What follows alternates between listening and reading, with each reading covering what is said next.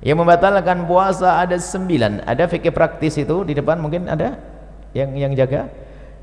Ada 9 hal yang membatalkan puasa dan 9 orang yang boleh berbuka puasa. Kalau anda tergolong orang yang 9, nggak wajib puasa. Nanti ada setelah ini 9 hal yang membatalkan puasa. Yang pertama adalah mudah dihafal, nanti langsung cara yang menghafal pun sudah saya tata.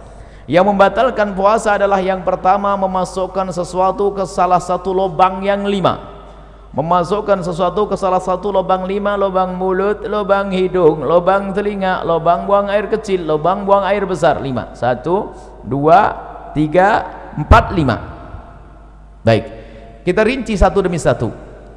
Memasukkan sesuatu, nanti ibu kesini semua, ibu jangan kedip, tidak usah noleh juga kesini. Ini kedip sedikit tidak paham nanti. Jangan kedip ibu, tidak usah tanya sebelahnya, tanya saya nanti. Kalau ibu tanya sebelahnya tambah nggak ngerti, percaya ya? Ibu tidak usah tanya sebelahnya, ibu tanya ke sini. Masih ada yang bercerita di mana ya? Di sana tuh ada yang cerita. Ini fikih praktis, ibu jangan kelewatan sedikit pun. Nah, yang maksud membatalkan masukkan lubang mulut, lubang hidung, lubang telinga, lubang buang air kecil, lubang buang air besar, ini saya rinci. Yang dimaksud memasukkan ke lubang mulut adalah nelennya. Makanya jangan kedip dulu, nanti salah ya. Nelennya. Maka selagi anda tidak nelen, maka tidak batalkan puasa. Misalnya di satu pagi anda melihat es krimnya anak-anak kok lebih, lah ini sayang, es krimnya lebih, langsung dimasukkan ke mulut, batal enggak? Enggak batal asalkan jangan ditelan. Jangan ditelan, awas jangan. Enggak ada yang berbeda, tanya ulama manapun sama, enggak ada. Enggak batal asalkan jangan di permen masukkan lep, permen batal enggak? Enggak batal asalkan jangan ditelan. Sudah selesai. Sebab yang membatalkan nelennya. Tapi makruh, iseng banget ya, tambah sakit hati es krim masukkan mulut siang hari bulan Ramadan.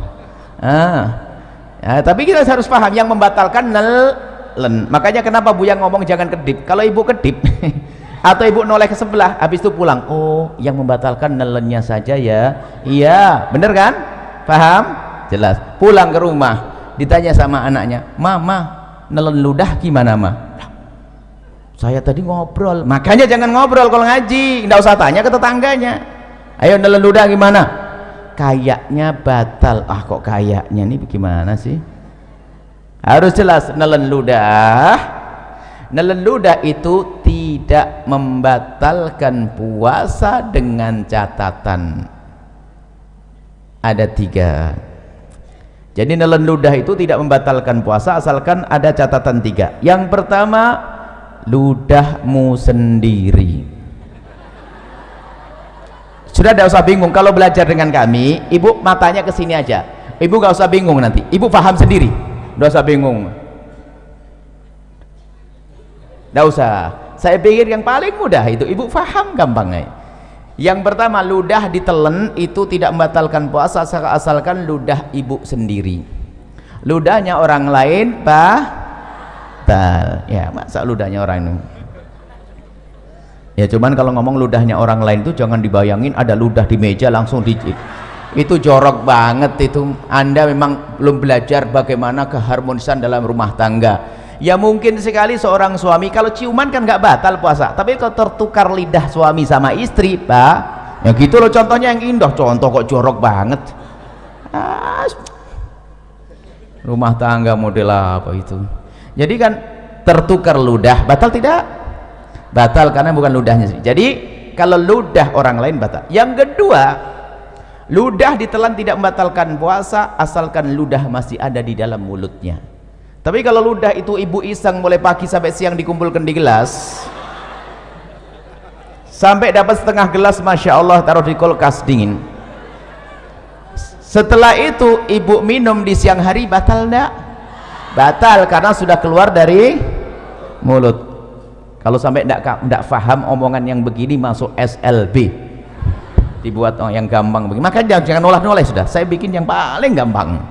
Yang ketiga, ludah itu ditelan tidak membatalkan puasa asalkan ludahnya masih asli, belum bercampur dengan yang lainnya. belum campur sama permen, belum campur sama kopi, belum campur sama es krim. Jelas? Baik, kalau saya punya ludah begini saya telan, tidak batal puasa saya karena ludah masih ada di mulut saya, ludah belum bercampur dengan sesuatu, dan ludah saya sendiri. Selesai? Baik, sudah jelas yang pertama, nggak usah bingung. Berarti kalau ditanya anaknya, ludah batal enggak Mi? Jelas tidak, asalkan begini. Sebab ada orang ditanya, Ustadz, nelan ludah batal enggak? Kayaknya enggak. Kayaknya enggak. Ini fikih apa itu? Nelan enggak salah itu? Kayaknya enggak. Enggak ada, harus tidak. Begitu, selesai. Kemudian setelah itu masukkan lubang hidung. Nah, masukkan lubang hidung. Memasukkan ke lubang hidung membatalkan puasa. Langsung ada yang stres. Pengajian paling tidak enak. Kenapa Ibu? Saya punya hobi aduh, ini gimana ini? Nah, makanya kalau ngaji lanjutin, jangan ngobrol, jangan main HP. Ngaji main HP ketinggalan dengan ngobrol sama Tuhan. Nah, yang dimaksud membatalkan puasa, memasukkan sesuatu ke lubang hidung adalah jika sesuatu itu telah kita masukkan sampai kepada batas yang seandainya yang kita masukkan itu air, kita akan merasakan panasnya gerak bagian atas, ya nak? Kalau kita masukkan air panas ya bagian atas. Maka kalau kita masukkan sesuatu ke lubang atas sampai bagian atas yang panas, itulah maka batal puasa kita. Tapi kalau kita masukkan sesuatu masih lubang bawah, itu tidak membatalkan puasa. Maka kami sampaikan kepada semuanya kabar gembira bagi yang suka hobi, bahwa ternyata ngupil tidak membatalkan puasa. Selesai. Cuman jangan di depan umum, malu lah ya, ditutup lah. Selesai. Paham atau belum? Saya sambung bab wudhu dulu. Wudhu berkumur batal enggak? Ibu kumur, ya Allah, ibu ini baru Ustadznya belum pindah. Ibu kalau berkumur batal enggak? Nah, asalkan airnya jangan di gitu aja kok pusing nih, ngapain sih ngajinya bagaimana ini? Saya belum pergi. Kumur sunnah bahkan, bukan. Jadi ibu kalau bulan Ramadan tetap kumur ya, hukumnya sunnah. Coba batal enggak? Berarti omongan saya salah enggak tadi? Masukkan satu ke lubang mulut tidak batal asalkan jangan di selesai. Baru gamblang. Ada ibu yang bengong kok enggak batal masukin permen ya, kok enggak batal masukin permen ya, kok enggak batal. Makanya ngaji yang benar sekarang. Wong kumur sunnah kok. Baik, kalau kumur biarpun berpuasa. Kemudian saya kasih ilmu lagi. Kalau anda lagi berkumur di bulan Ramadan, kemudian sudah anda buang airnya, maka anda jangan ragu lagi. Biarpun ada rasa dingin-dingin itu dimaafkan. Asalkan waktu anda membuang air kumur tadi, anda buang 100%. Nggak ada yang ditahan sedikit pun. Kalau ada ditahan batal. Tapi dibuang, sisa dingin itu nggak ada masalah. Pasti ada sisa dingin karena apa? Air. Selesai ya? Sama di dalam berwudu istinsak, memasukkan air ke dalam hidung ya sekedarnya, jangan sampai ke derajat tempat yang panah. Itu adalah tidak membatalkan, hukumnya tetap sunnah. Baik, kalau masukkan untuk kumur sunnah, tapi masukkan es krim makruh, tapi sama-sama tidak batal puasa. Masukkan es krim makruh, asalkan jangan ditelan, tidak batal. Masukkan kumur air wudu sunnah. Baik, apa perbedaannya dua-duanya? Kesamaannya sama-sama tidak batal, perbedaannya kalau kecelakaan. Jadi begini ibu, kalau ibu lagi berkumur wudu, tak taunya ada petir jeder begitu kok ketelen, itu rezeki, nggak batal. Karena apa? Ibu menjalankan perintah lalu ketelen. Diperintahkan, sunnah itu kan diperintahkan, paham ya? Tapi masukkan es krim diperintahkan enggak? Nah, berbeda kalau ibu lagi main-main rapkan ilmu, kata Buya nggak batal masukkan es krim. Baru masukkan es krim, nginjak kucing digigit, ketelen, batal. Main-main, ngapain es krim masukin mulut? Jelas ya? Baik, ini yang pertama, masukkan mulut, lubang hidung, selesai. Masukkan suatu ke lubang telinga. Lubang telinga bagian mana sih? Lubang telinga itu bagian dalam. Bagian dalam bagaimana? Bagian dalam lubang telinga itu yang batal kalau kita masukkan sesuatu ke lubang tersebut. Lubang dalam adalah lubang yang tidak bisa dijangkau oleh jari kelingking ini. Tapi kalau masih kelingking begini, ini luar. Kalau anda begini kan gatal, anda korek dengan jemari kelingking, tidak batal. Tapi kalau pakai korok kuping masuk ke dalam, batal. Selesai. Ini dalam madhab kita Imam Asy-Syafi'i radhiyallahu ta'ala anhu. Baik, selesai. Lubang depan, lubang belakang. Mohon maaf, ini majelis mulia, agar tidak dirubah menjadi majelis guyonan. Kami himbau kepada para asatidz sekalipun, kalau masuk wilayah-wilayah seperti ini harus waspada. Sebab kalau majelis dijadikan majelis guyonan, akan dicabut berkahnya majelis. Memasukkan suatu ke lubang depan, misalnya seorang laki-laki, mohon maaf, lubang kemaluannya ditetesin air, batal. Atau seorang ibu pakai obat, dimasukkan obat ke dalamnya, obat anti keputihan segala macam, batal. Atau mohon maaf nih, seorang wanita di saat hendak mensucikan diri dari bekas buang air kecil, maka wahai para wanita, hendaknya cukup digosok dengan perut jemari ini. Kalau digosok dengan perut jemari ini sekuat apapun, maka ini masih bagian luar dan tidak batal. Tapi kalau mohon maaf, kalau jemari yang dibelokkan begini masuk ke wilayah dalam, batal puasanya. Maka Allah sudah maha tahu cara mensucikan, cukup dengan perut jemari, tidak usah kena ragu-ragu. Ini biasanya santri yang setengah ngajinya itu ragu-ragu, kena was-was, pengen dimasukkan ke dalam, batal puasanya dan bikin penyakit kotor. Cukup dengan perut jemari, sekuat apapun ini bagian luar, asalkan dengan perut jemari, dibersihkan dengan perut jemari, itu bagian luar, tidak batal puasanya. Jangan sampai gara-gara dengar omongan saya nanti pada nggak bersih diri dari buang air kecil, kacau nanti. Bersihkan dengan perut jemari, selesai. Kemudian untuk lubang belakang sama, bersihkan dengan perut jemari. Kalau ada dibelokkan begini, batal, dimasukkan dengan perut, dengan jemarinya. Selesai, itu yang pertama. Yang kedua, yang membatalkan puasa adalah muntah dengan sengaja. Muntah dengan sengaja. Kalau orang muntah tidak sengaja nggak batal. Hamil muda muntah, naik kendaraan mabuk muntah, tiba-tiba masak sesuatu bau muntah, nggak apa-apa, nggak batal. Yang membatalkan muntah dengan sengaja, digorok perutnya, muntah, atau mencari bau yang paling nggak enak biar keluar, biar muntah. Kalau dengan sengaja tapi kalau tidak sengaja tidak batal. Dengan catatan, ini catatan ini umum, secara umum, asalkan habis muntah yang tidak sengaja tadi, jangan nelen ludah sebelum berkumur. Kalau nelen ludah habis muntah, ludahnya ditelan, batal puasanya. Kenapa begitu? Ini pemahamannya kembali yang pertama tadi. Muntahan dari dalam perut kita itu najis lewat tenggorokan ke mulut. Berarti mulut kita kenapa? Kena najis. Najis itu cara mensucikannya dengan air, bukan dengan ludah. Maka kalau kita meludah 1000 kali biarpun mulut bersih, tetap najis. Maka cara membersihkannya mulut yang terkena najis, cukup ambil air bersih seperti ini, umur, selesai. Maka bagi yang kok muntah tanpa sengaja di siang hari, maka bulan Ramadan, maka bergegaslah mengambil air, jangan telan ludah dulu.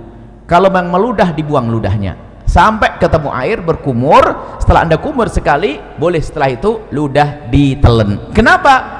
Karena ludah ditelan menjadi batal puasa kalau habis muntah tadi sebelum berkumur, karena ludahnya sudah tidak murni lagi kayak pertama tadi. Ingat, karena ludah sudah bercampur dengan najis. Selesai ya, mudah dihafal. Yang pertama masuk ke satu ke lubang 5, yang kedua adalah muntah dengan sengaja, mirip muntah dengan itu satu paket. Kemudian yang kedua dan yang ketiga, yang ketiga dan keempat yang membatalkan puasa, yang ketiga adalah berhubungan, bersenggama biarpun tanpa keluar air mani. Cukup bersenggama, seorang suami mohon maaf memasukkan kemaluannya ke istri biarpun baru sebentar lalu ditarik, itu membatalkan puasa. Biarpun sebentar, biarpun tidak keluar mani. Kami hanya membahas urusan suami istri. Bagaimana dengan zina? Sama, zina batal puasa. Naudzubillah. Menggauli kambing batal puasa. Cuman tidak dibahas di sini karena apa? Ya itu orang-orang bukan ahli iman itu, ya enggak? Kita bicara yang halal. Memasukkan bersenggama biarpun tanpa keluar mani, senggama yang sengaja. Ukuran membatalkan bagi seorang suami sederhana. Mohon maaf ini majelis mulia, jika seorang suami sudah memasukkan semua wilayah kepala kemaluannya, kepalanya saja, ke wilayah wanita, batal puasanya. Tidak harus semua batang kemaluannya, tapi cukup kepalanya saja sudah batal. Awas, ini harus paham di sini, hati-hati. Kemudian bagi seorang wanita berbeda. Kalau wanita tidak harus semua kepala kemaluan suami, tapi cukup kemasukan sedikit saja sudah batal. Kemasukan sedikit sudah batal. Masuk bab yang pertama tadi. Masuk yang pertama tadi, membatalkan suatu, masukkan suatu dengan sengaja. Maka saya ingatkan balik yang pertama. Mohon maaf, wahai para wanita, dicium suami tidak membatalkan puasa. Seorang suami, mungkin suamimu adalah orang yang sangat genit, sering cubit-cubit, gak batal puasa. Termasuk jika suamimu memegang wilayahmu, wahai para wanita, tidak batal puasa, dengan catatan asalkan jemarinya tidak dimasukkan. Kalau jemarinya dimasukkan dan anda membiarkan, batal puasa anda. Mohon maaf, ini majelis mulia, tolong diangkat wibawa supaya tidak jadikan bahan guyonan. Kemudian setelah itu, yang ketiga kan bersenggama biarpun tanpa keluar mani. Yang keempat adalah keluar mani dengan sengaja biarpun tanpa senggama.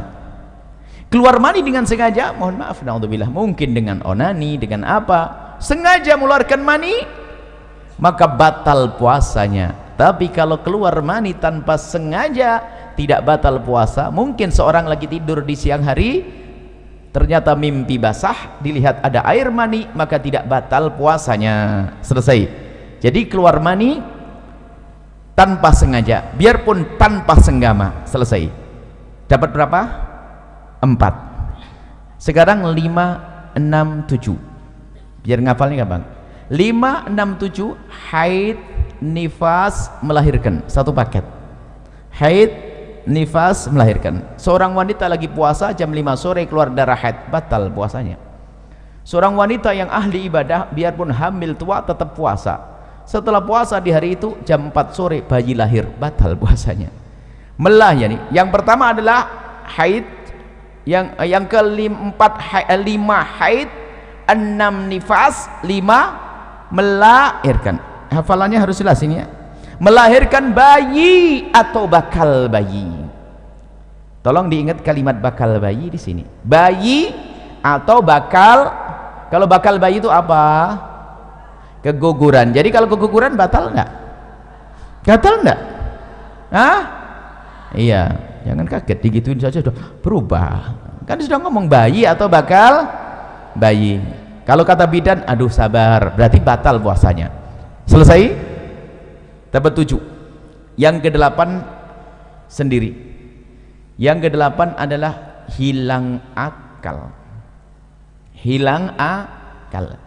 Hilang akal ini ada 3 martabat, ada 3 model.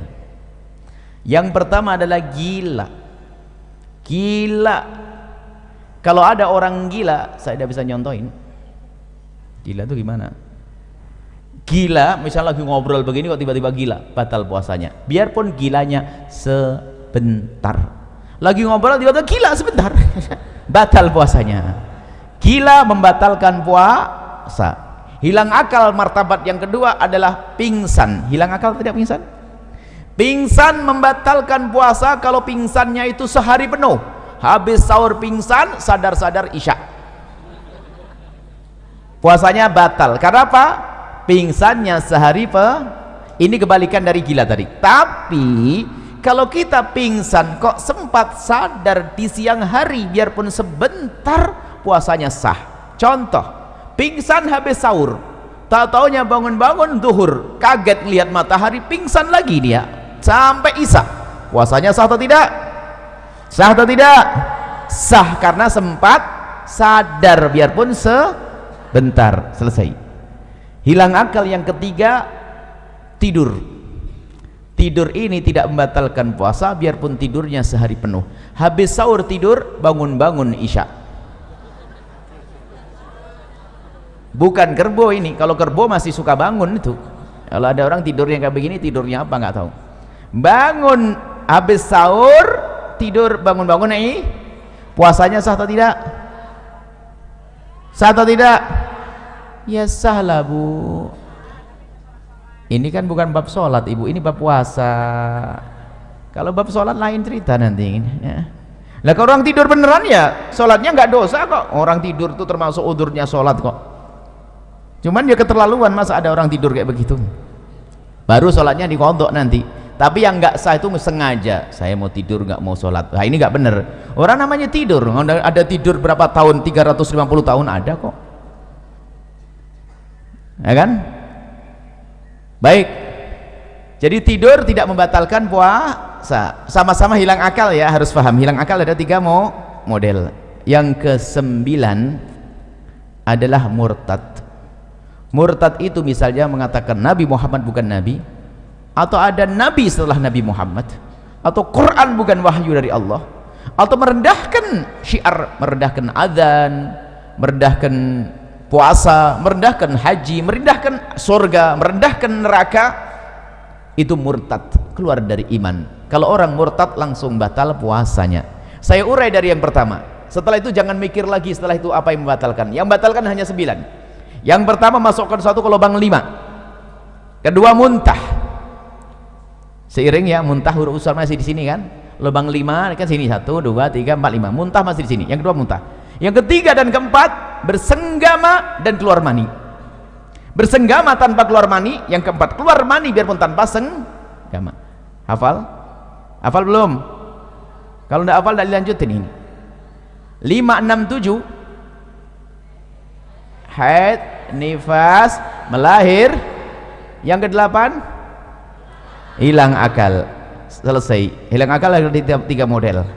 Yang ke-9 apa? Murtad. Selesai, jangan mikir lagi setelah itu. Nah, kalau nanti ada yang bertanya, yang jawab temannya. Baik, saya coba, saya uji, saya tes.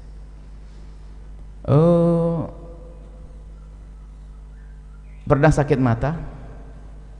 Semoga tidak sakit, amin. Kalau sakit mata, pernah tidak dikasih obat? Pahit tidak di tenggorokan? Batal tidak puasanya? Kan baru di sini Bu Yas. Saya ngajar di sini kok bisa ngomong. Memang Bu yang ngomong ada mata tadi. Kok jadi batal, bagaimana ini ceritanya? Kok nambah sendiri? Inilah belajar yang nggak bener. Suka ngarang begini nih. Ayo. Memang saya ngomong apa? Mulut, mata. Hah? Oh hidung. Lah kok ada yang batal, dari gimana Bu? Nah ini baru di tes 1 sudah gagal nih. Jangan-jangan yang lainnya nggak paham nanti. Coba, batal enggak masukkan ke mata, ke paha, masuk ke dalam. Wah, batal enggak? Jangan. Bahkan ini orang cerdas suatu ketika. Ini ikatan dokter. Ikatan dokter kalah sama Anda. Tiba-tiba, Buya, hukumnya cabut gigi siang hari bulan Ramadan batal enggak? Batal enggak coba? Gigi.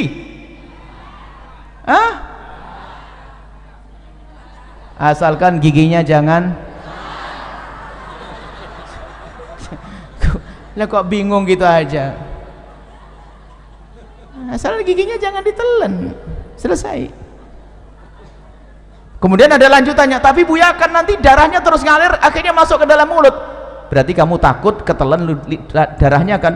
Iya Buya. Kalau begitu jangan cabut siang. Selesai. Tapi kalau selesai kok pusing. Belajar kok setengah-setengah. Makanya kalau ngaji itu yang bener. Ngaji ngantuk. Nah, jelas ya? Baik, nanti boleh tanyalah apalah setelah ini.